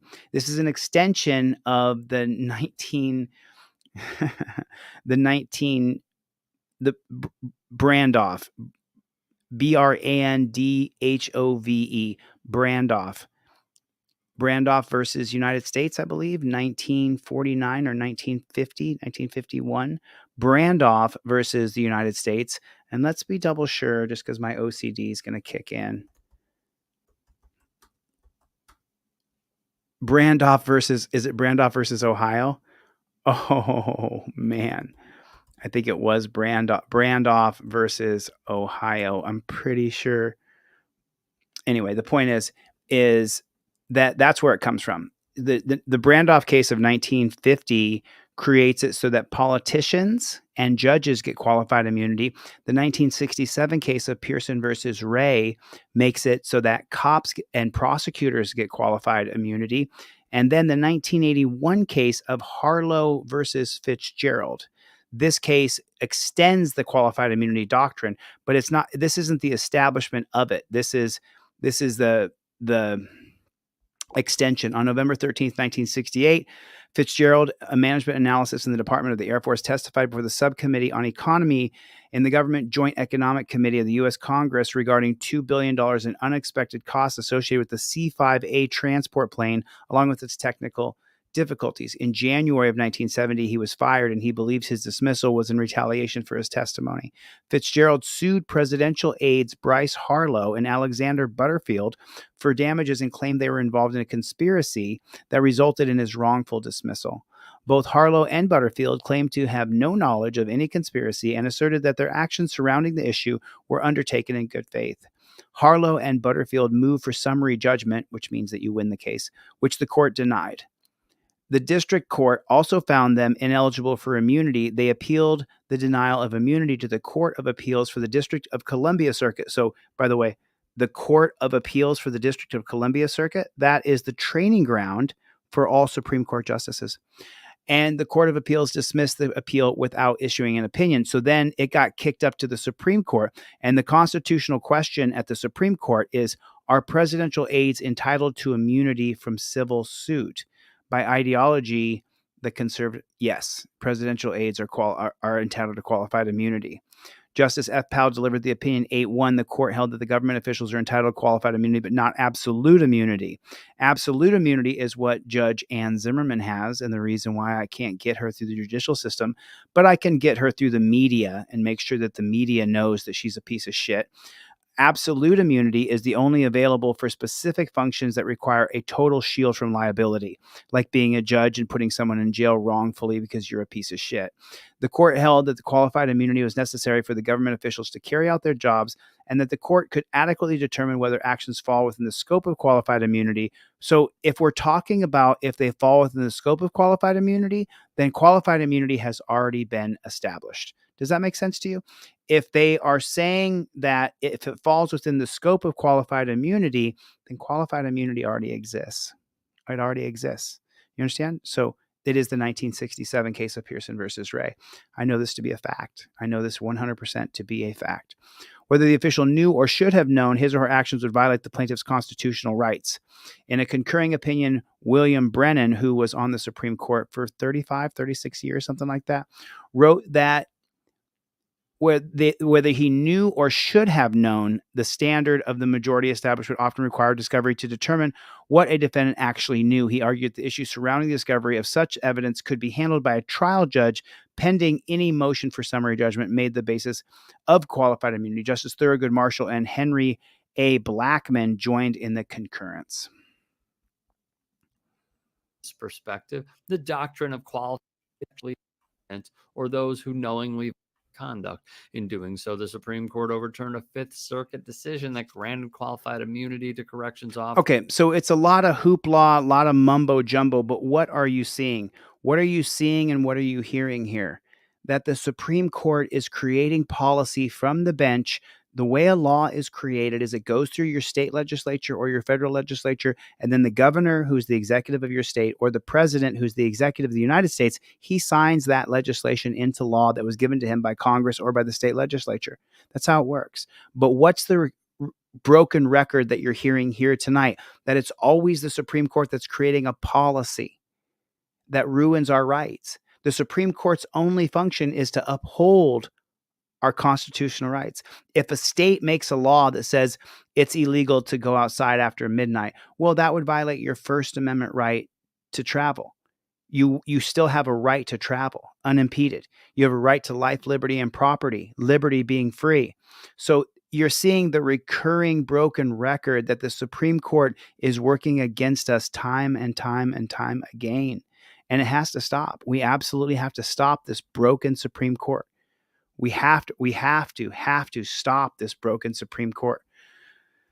So what happens in the end of this video? Blah, blah, blah. He explains more and more and more. He just explains over and over and over how the At least three major reasons that qualified immunity at the University of Michigan Law School wrote, there are at least three major reasons that qualified immunity should be abolished. First, when a police officer or other government official violates the rights of Americans, the victims of government abuse should be compensated for their injuries. Second, unless the government official who violates constitutional rights is liable, there is no accountability. Third, if government officials know that they will be liable for violating the civil rights of the citizenry, they will be less likely to violate the Constitution. Without consequences, there is no deterrence.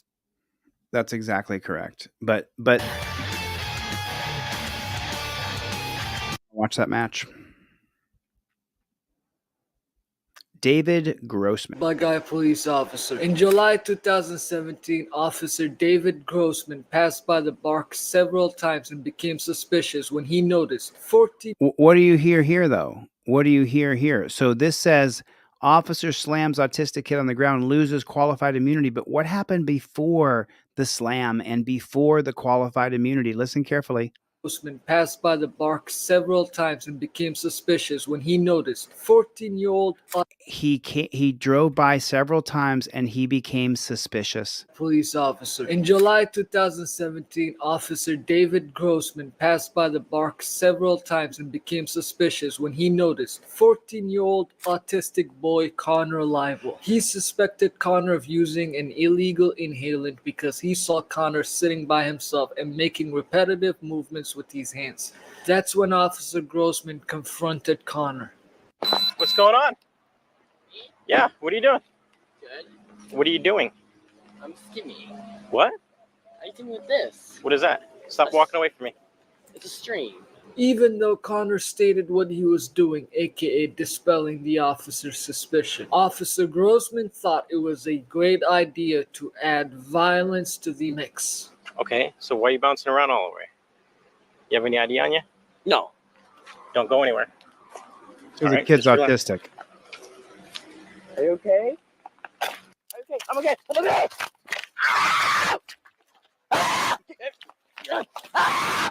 Stay down. I'm okay. I'm okay. I'm okay. Don't move. Okay. You understand? No, I'm okay. I'm a... Help! Stop moving. I'm okay. Don't you move. You understand? Yeah. Connor's caretaker showed up and calmed the boy down, but despite that, Officer Grossman continued his use of force instead of putting an end to it. Stop moving. Your time is up. Relax. Who's this? Diane. Did he just say your time is up? Your time is up. Your time is up. Relax. Who's this? Diane. He's fighting with me. What's going on? Do you know him? Okay. Easy. Okay. I'm waiting for another unit to show up, and then we're going to figure out what's going on, okay? He was standing in the park playing with the string, doing nothing wrong. He's fine. He's breathing. He just started. He did nothing. He was playing with a string. Do you understand what has happened here? The cop's going to lose qualified immunity, but the reason the cop could run up and slam this kid on the ground is because he said he was suspicious. You could only be suspicious if you're a cop if there's Terry versus Ohio. Without Terry versus Ohio, you don't get to approach people and say, I'm suspicious of you. Do you understand that? You could be sitting in your car with your boyfriend, your girlfriend, your best friend, your lover, your mom, your dad, having a conversation. The cops can walk up to your car and say, I'm suspicious that something bad's going on. I went and sat in my car so we could get some privacy away from everybody else, shut the doors and have a conversation. Now you're intruding on it. Oh, this is a domestic now. What? Yeah, it's Terry versus Ohio. Chuck Bronson's in the room, everybody. Very prolific First Amendment auditor. If you don't follow his channel, you should. I'm so sorry. It's okay. I was just in a music lesson. He usually just walks around. Was he hurting somebody? No, I was trying to talk to him. I wasn't sure what was going on. And then he started trying to back away from me and then kind of pull away from me when he seemed like he wanted to run away. Connor, it's okay, babe. Am I It's gonna okay. be okay? You're okay. You okay, all right? Sorry, he scared you. Because he's doing something with his hands or something in his hands. Stimming. Yeah, I don't know what that is. It's when you have autism. It's his nerves. Okay, Oh my god. that's fine. So get off of him. She just told you he's stemming. So get off of him, cop. Get off of him. She just told you he's autistic. She sat on the ground. She said, it's okay, Connor. And he said, am I okay? She said, you're okay. He didn't mean to hurt you. Is the cop a retard? I mean, seriously. This guy's autistic that he's on top of. We know he's autistic. Is this cop fucking retarded? Can't you tell you're on top of someone who's not all there mentally? Can't you tell? How fucking stupid are you, pig? How stupid are you? You're on top of a kid who was doing this with his hands in a park, not bothering anybody.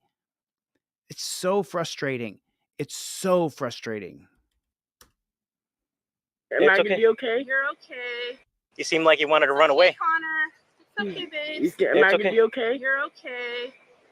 You okay, all right? Sorry, he scared you. Because he's doing something with his hands or something in his hands. Stimming. Yeah, I don't know what that is. It's when you have autism. It's his nerves. Okay, Oh my god. that's fine. All right, you gonna relax? Yeah. Okay, what's her name? Diane. Okay. It's okay, babes. Oh my god, his hand's turning. They're running code 2. And she's going to say his hands are turning blue because he's put the torture cuffs on so tightly. Her name? Diane. Okay. It's okay, babes. Oh my god, his hand's turning white. Okay. Can you move? Yeah.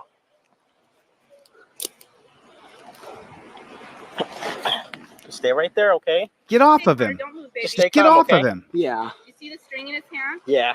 Get off of him. Yeah, but I don't know. But I don't know if it was like some type of drug or something because I couldn't see what he was doing. Because as soon as he was doing it, He's explaining it to you, you fucking moron. Get off of him. I know. I'm sorry. that's okay. He just comes over here and plays while I'm in the music lesson. Are you playing? Relax. Okay. Yeah. You don't have nothing on you, right? No. What are you talking about? You're talking to his mom who just told you the kid's autistic. You stupid pig. The mother just told you the kid's autistic. God. What the fuck is wrong with you? Are you a retard, dude? Really? Are you a fucking retard? Can you not see? Is there anything on you? Like what? The mom packed a bazooka in his pants when she dressed her autistic son?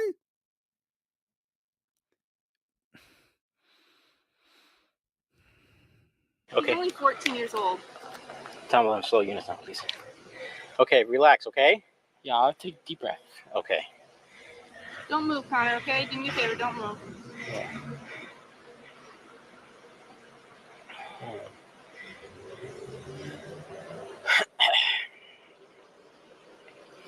So you drove by and you saw him swimming and you thought he was on drugs? A couple of times, yeah. You don't know anything about autism, huh? No. Sorry. That's okay. I'm not in trouble. No, you're not in trouble at all. All right, he has autism. Okay. He's 14 years old. Relax, okay? He won't scare me. No, Okay. they're okay. It's just like John McCure. Why are you touching him? Police officer. What, are you stupid? Are you fucking stupid, bro? Are you fucking stupid, dude? The second cop walks up, they tell him he's 14 and he has autism. Autistic people, newsflash here, in case you didn't know, they don't like to be touched. Autistic people don't want you touching them. I've never met a person who's autistic, and I know several, who want you to put your hands all over them. Watch how stupid this pig is. It is unbelievable. All right, he has autism.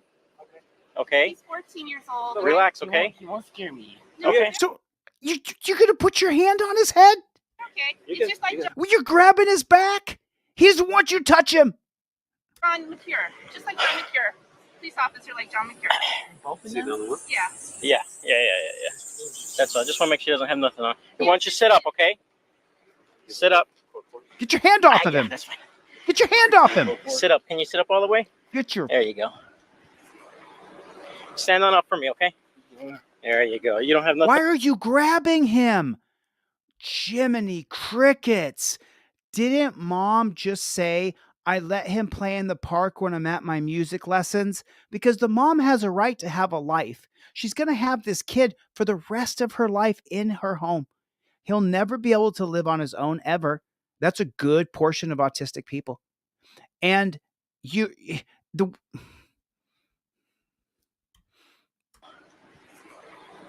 Stand on up for me, okay? There you go. You don't have nothing else? Nothing on you? Okay. Here, sit next to her right now, okay? Why are you Why is he squeezing his arm like that? Why is he grabbing him that way? Are you fucking stupid? Bro, I tell you what. I tell you what, you dirty son of a bitch. I come right down on you with a flying elbow. That's what I do. I jump up on a top rope. I come right down on your ass, boy. I tell you what, you son of a bitch. I tell you that right now. I think that LeSween Machine has it 100% correctly. Who else is pissed off right now? Put a 1 in the chat if you're pissed off right now. If watching this absolutely pisses you off. I hate it too, Mikey. I hate someone I'm a wrestler and a fighter, and I don't like anybody getting on top of me and holding me down unless they earned it. Unless they took me down off my feet, got to a dominant position, and are trying to tap me out. And then I respect it because they're better than me. And you earned this. Do you have ID with you, ma'am?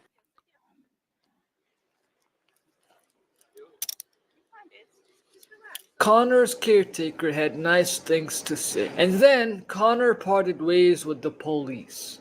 He is such a good boy. Seriously, that's why I was just like, I'm so sorry. No, I don't know what's going on. We were yelling, so. Oh, okay. Well, when we started falling on the ground, that's when I started yelling.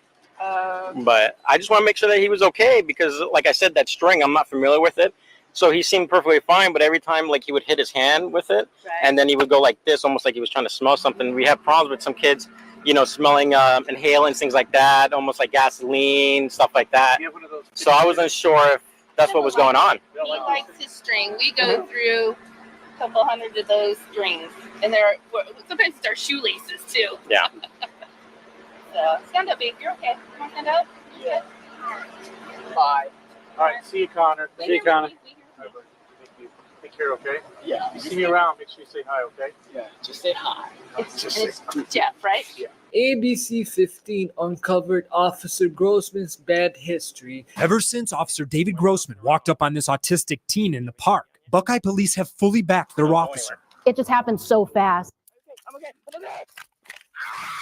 It didn't happen so fast. The cop attacked a kid so fast. And the officer had to make that split-second decision. But to 14-year-old Connor Leibel... Stop. Full stop right here. And the officer had to make that split-second decision. Okay, so let me tell you where that comes from in case you don't know.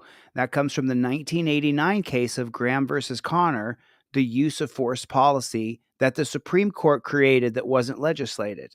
In the 1989 case of Graham versus Connor, they said that police officers need to make split-second decisions because their job is a matter of life and death. That's not true. They don't need to make split-second decisions. Police officers should take a step back and film the situation and see if they need to go hands-on. You don't need to go hands-on most of the time. The camera will do enough to deter people from doing something illegal because they're being filmed. I want to move to digital detainment, even digital arresting for people who've actually broken the law. Hit and run. You hit someone in your car and you drove away. You didn't know you hit them, but you hit them. You're on video backing into someone's car and driving away. It's hit and run. It's illegal. You can get arrested for that. Cool. Do you want to come with me? Do you want to come with me so I don't have to grab you and put you in chains and drag you down to the dungeon? But the militarization of police, where if you don't follow orders, people are going to die, it's ruined our country. We have so many people going over to wars in Iraq, Afghanistan, and now we're going over to Israel. We're going over to Ukraine. Don't think that we're not. We are. Don't think that we're not over there. And then they come back and they believe that they're still in a war. Just like we heard that piggy yesterday on video saying he thinks he's still in a war. You don't need to make split-second decisions anymore, not in the digital era where there's cameras everywhere. You no longer have to make split-second decisions. But as soon as the Supreme Court said police need to make split-second decisions, no, they don't. They don't anymore. We used to have to detain somebody because they're going to get away. You don't anymore. Facial recognition is a game changer. You don't have to detain people anymore. But to 14-year-old Connor Leibel's mom, look at this nice kid. None of what happened to her son or Buckeye's answers make much sense. Just repeating that it just happened so fast. It just happened so fast. Why did it happen so fast? Exactly. Unnecessary to happen that fast. It's also a puzzling response from Buckeye, considering that several times in Grossman's past, his own department says he needs to take a step back, gets too ahead of himself, and like he's accused in this case, overreacting. He's fighting with me. What's going on? Do you know him? He wasn't fighting. How many times have we heard that bullshit lie? He's fighting with me. He's wrestling with me. No, he's not. Like he's accused in this case, overreacting. He's fighting with me. What's going on? Do you know him? Okay. But those aren't the most concerning findings in his file. In this extensive 2011 Performance Improvement Plan, it criticizes Grossman for repeatedly failing to act. In essence, cowardice. In one case, as Buckeye police assist in a pursuit, the suspect shoots at a fellow officer out deploying stop sticks. Once the shots start flying, officers see Grossman driving away from the action. In another case, a team of officers enter a home to arrest a wanted felon. Officer Grossman goes behind the house to watch the back door. But when officers say the suspect runs out the back door, Grossman claims no one came out. But a search shows the suspect went over a back wall and landed in a neighbor's yard where there were fresh footprints in the mud. In a third incident, Grossman is one of 4 officers to respond to a domestic disturbance. While the other officers deal with a female armed with 2 machetes, Grossman is observed running from the incident around the corner. Grossman's actions so concerning. Did you hear this? Listen. While okay, they're dealing with the female armed with 2 machetes, and what does Grossman do? Other officers deal with a female armed with 2 machetes. Grossman is observed running from the incident. He runs like a Uvalde coward. Around the corner. Grossman's actions so concerning that a supervisor wrote, "I'm worried that Grossman's situational awareness may not be adequate enough for the rigors of law enforcement." And in a similar incident to this one, Grossman's had another problematic run-in with a different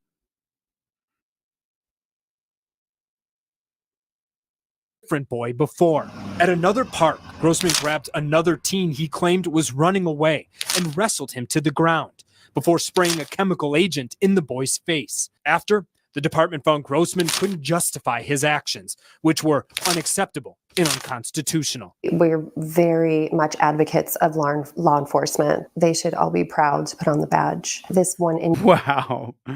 Poor woman's misguided actions, which were listen to what she unacceptable and listen to what she says right here. Constitutional. We're very much advocates of law enforcement. They should all be proud to put on the badge.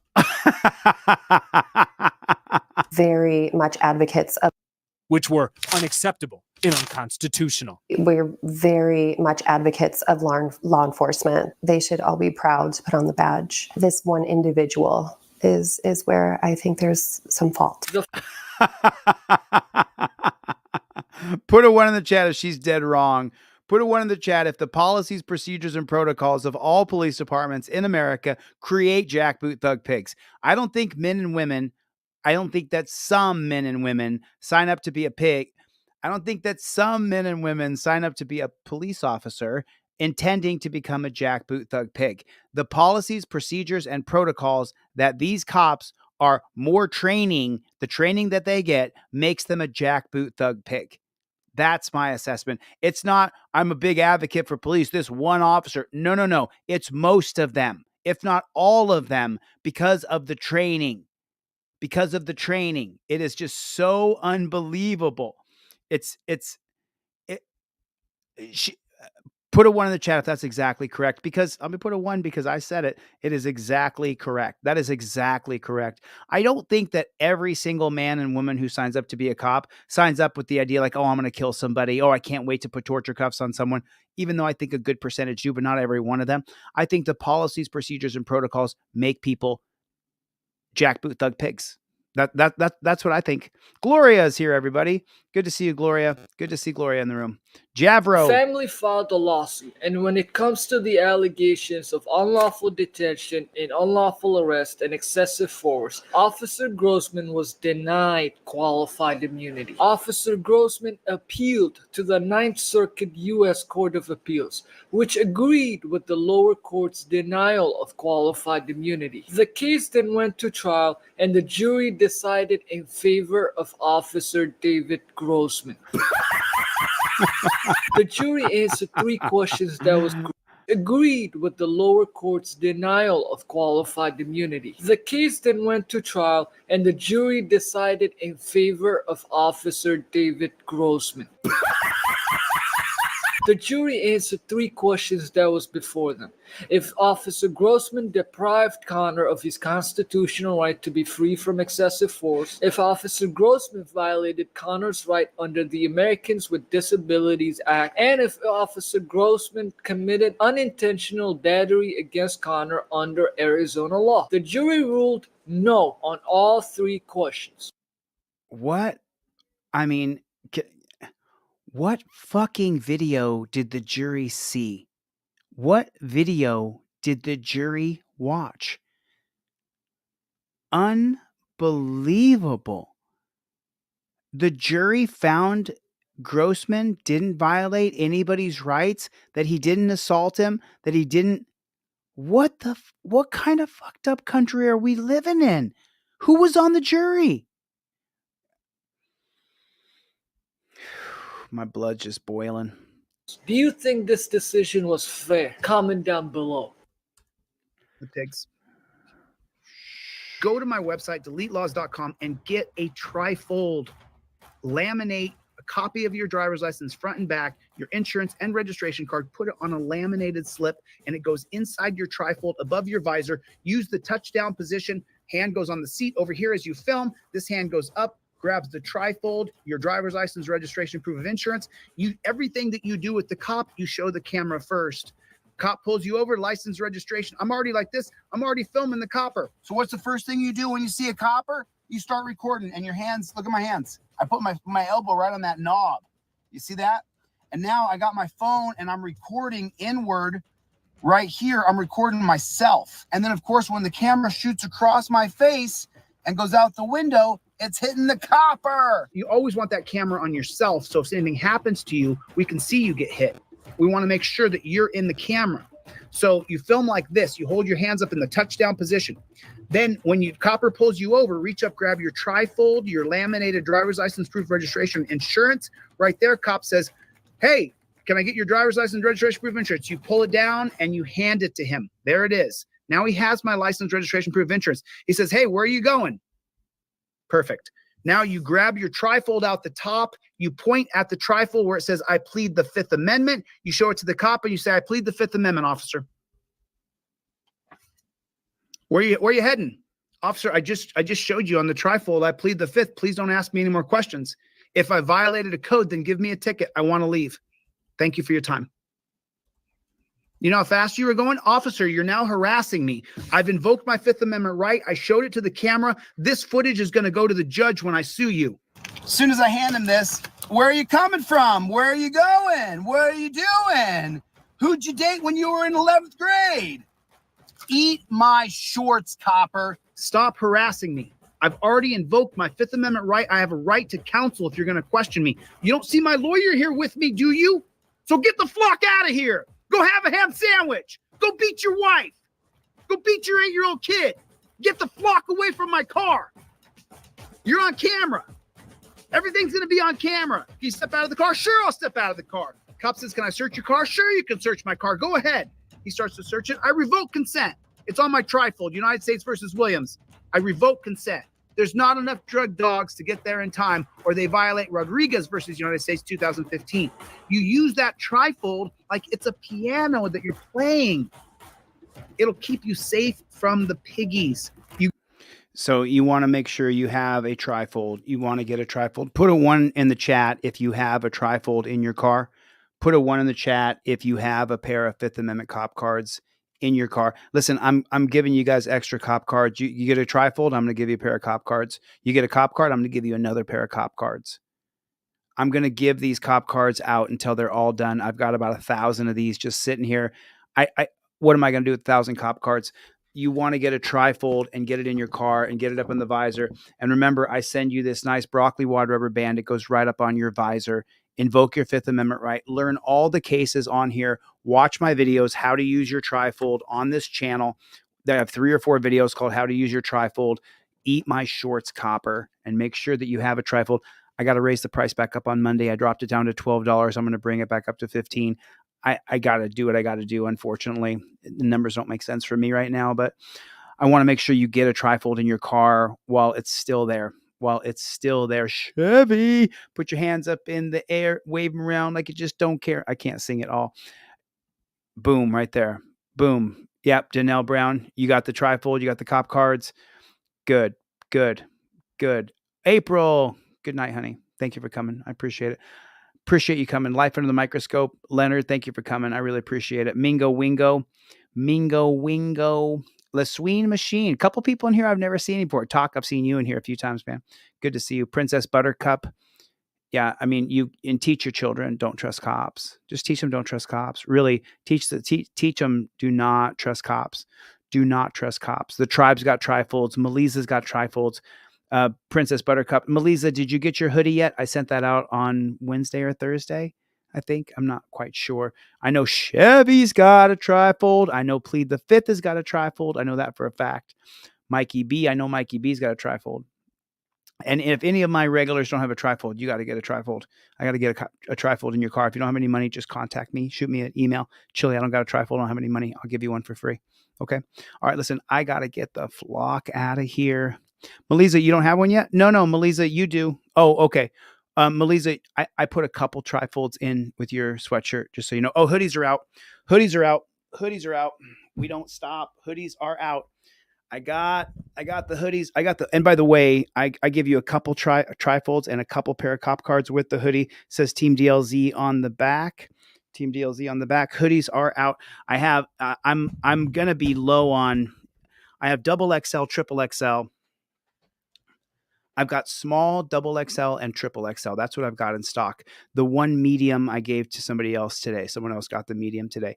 So I shipped Aaron. Aaron got the medium. So I'm shipping that off to him. It's been low key for over 2 years, brother. I've been low key for over 2 years. LaSween Machine. Have I seen you in here before? Did you have a different username? I did not see Team DLZ in here. Yeah, Joe, I do, man. And Joe has been around for a long time. Thanks for coming.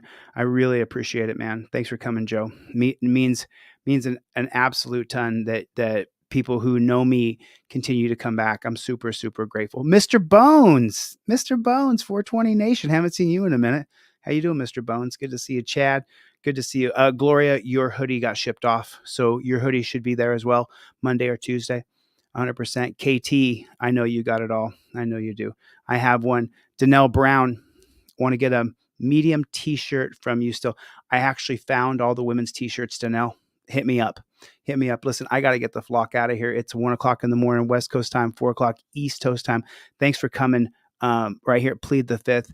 Love you. Thanks for coming. Really appreciate it. Plead the Fifth's a big supporter. Bree Pennington, I know that. Danelle, just hit me up. Danelle, you got my cell and you got my email. Just hit me up. I got mediums in stock. SWE Observer, this guy, love this guy right here, man.